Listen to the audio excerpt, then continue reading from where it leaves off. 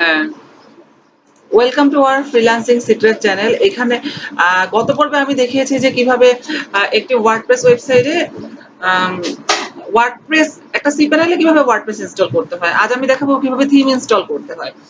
শুধু WordPress install করলে তো হচ্ছে না, আমাদেরকে ওয়ার্ডপ্রেসের সাথে সাথে ওয়ার্ড যে থিম সেটাও ইনস্টল করতে হবে। ক্লায়েন্ট আমাদের একটা, আমরা ফ্রি থিমও যেমনই ব্যবহার করতে পারি, আবার পেইড থিমও ব্যবহার করতে পারি। তো ক্লায়েন্ট যেহেতু আমাদের ফ্রি থিমের ফাইলগুলো দিয়ে দিচ্ছে, আমরা সরি ফ্রি থিম না, পেইড থিম বা প্রিমিয়াম থিমের ফাইল আমাদের দিয়ে দিচ্ছে। মানে ক্লায়েন্ট থিম ফরেস্ট থেকে একটা প্রিমিয়াম থিম কিনে আমাদের থিমের ফাইলগুলো দিয়ে দিচ্ছে ইনস্টল করে দেওয়ার জন্য। তো আমি কিভাবে সেটা করব সেটাই দেখাচ্ছি। ওকে, আমি যে সাইটটি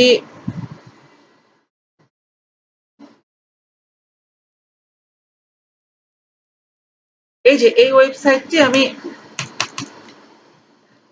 এই ওয়েবসাইট এই ডোমেইনে আমি গতদিন সি প্যানেল মানে সি প্যানেলে ওয়ার্ডপ্রেস ইনস্টল দিয়েছিলাম এই ডোমেইনের আন্ডারে। তো আমি এখানে চেষ্টা করছি যে একটা থিম আপলোড করার।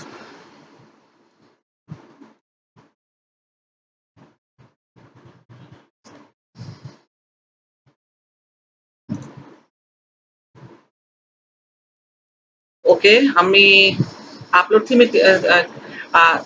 থিম আপলোড এবং ইনস্টল করার জন্য আমরা ওয়ার্ডপ্রেসের ড্যাশবোর্ড থেকে আমরা এই যে অ্যাপিয়ারেন্স থেকে থিম অপশনে চলে যাব। থিম অপশন থেকে আপলোড থিমে ক্লিক করব। আপলোড থিম ক্লিক করার পর এই যে চুজ ফাইল বাটনটা দেখতে পাচ্ছেন, এখানে এখানে ক্লিক করে আমরা আমাদের যে থিমটি আপলোড করে দেব। আপলোড করার পর আমরা ইনস্টল নাও বাটনে ক্লিক করব।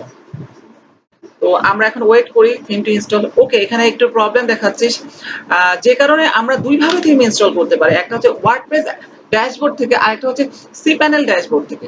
যখন আমরা দেখবো ওয়ার্ডপ্রেস ড্যাশবোর্ড থেকে আমরা একটু প্রবলেম ফেস করছি, ইনস্টল হচ্ছে না বা টাইম এক্সপায়ার্ড দেখাচ্ছে বা আরো অনেক রকম প্রবলেম দেখাচ্ছে, তখন আমরা সি প্যানেল দিয়ে এটা ইনস্টল করে ফেলবো।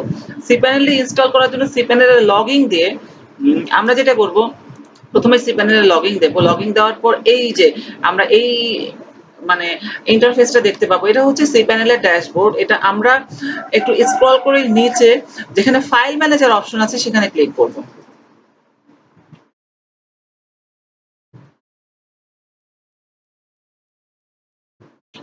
ফাইল ম্যানেজার অপশন ক্লিক করার পর আমরা একটু অপেক্ষা করব। এই যে তারপর আমরা চলে যাব এই যে পাবলিক আন্ডারস্কোর এইচটিএমএল দেখতে পাচ্ছেন, এখানে চলে যাচ্ছি। এখানে যাওয়ার পর এই যে ডাব্লিউপি কন্টেন্টে যাচ্ছি। ডাব্লিউপি কন্টেন্ট থেকে আমরা যাব থিম ফোল্ডারে। থিম ফোল্ডারে গেলে আমরা আমাদের যাবতীয় থিমগুলো দেখতে পাবো। এখন আমরা যদি নতুন থিম আপলোড করতে চাই, আমরা এই যে আপলোড অপশনে ক্লিক করার পর এই যে এখানে একটা ক্লিক করার পর যে থিমটা আমরা আপলোড করব সেটা সিলেক্ট করে এই যে সেটা আমরা এভাবে আপলোড করে দেবো। ওপেনে ক্লিক করলে এটা থিমটা আপলোড হয়ে যাচ্ছে। তো আমি অলরেডি আপলোড করে রেখেছি। আমি জাস্ট আপনাদের দেখালাম আর কি। অলরেডি আমি আপলোড করে রেখেছি। এখন এই যে আপলোড করেছি আমি থিমটা অবশ্যই আমাকে আনজিপ করতে হবে,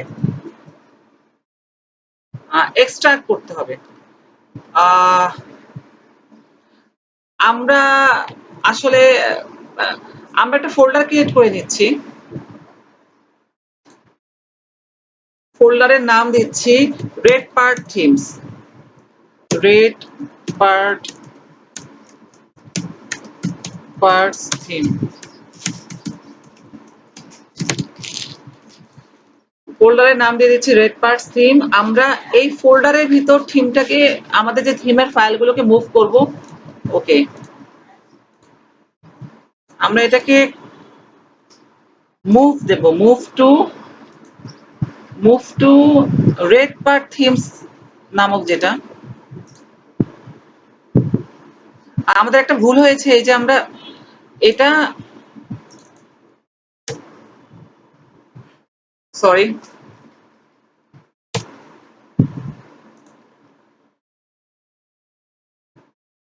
এই যে এটাকে মানে এই স্পেস দেওয়া যাবে না।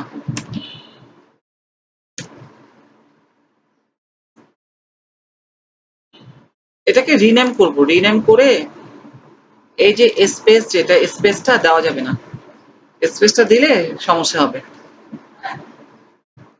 ওকে, সো এটা রিনেম হয়ে গেল। এখন আমরা এটাকে মুভ করব। মুভ করার জন্য এটা সিলেক্ট করে মুভ অপশনে ক্লিক করে দেন হচ্ছে আমরা ডাব্লিউপি কন্টেন্ট, কন্টেন্ট থেকে থিমে যাচ্ছি।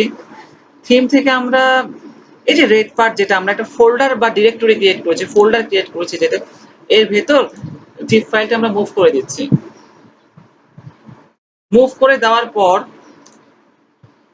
এখন এখন আমরা এটা এখন আমরা এটাকে এক্সট্রাক্ট করে আনজিপ করব। ডিকম্প্রেস, ওকে, ডিকম্প্রেস করবো আমরা এটাকে। ডিকম্প্রেস করলে ফাইলগুলো হচ্ছে ডিকম্প্রেস হয়ে যাবে আর কি।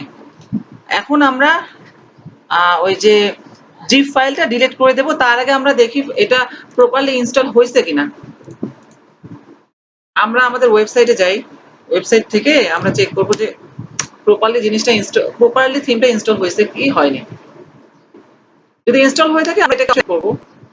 আমি দেখাচ্ছি কিভাবে অ্যাক্টিভ করতে হয়।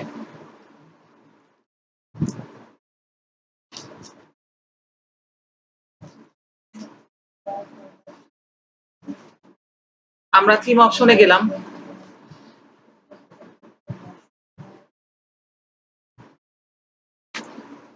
ওকে, আমরা দেখতে পাচ্ছি যে থিমটা এখানে চলে আসছে। তার মানে হচ্ছে আমরা যে থিমটা আপলোড করেছি, থিমটা এখন আমরা অ্যাক্টিভেট করে দিলে হয়ে যাবে। আমরা অ্যাক্টিভেট অপশনে ক্লিক করলাম।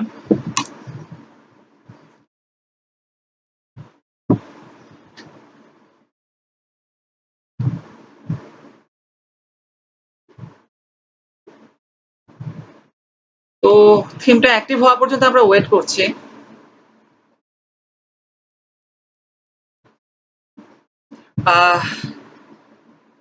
ওকে, থিমটা হচ্ছে অ্যাক্টিভেট হয়ে গেছে।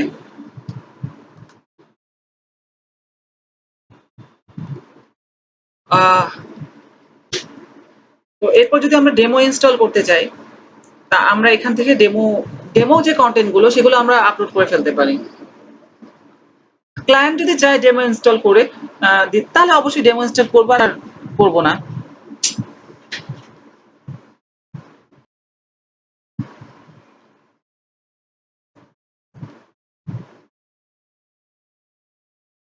আমরা যে কোনো একটা ডেমো চাইলে ইনস্টল করে ফেলতে পারি। তাহলে আমরা এখান থেকে যে কোনো একটা ডেমো আমরা ইম্পোর্ট করতে পারি। ওকে, থ্যাংক ইউ। এই ছিল আজকে টিউটোরিয়াল।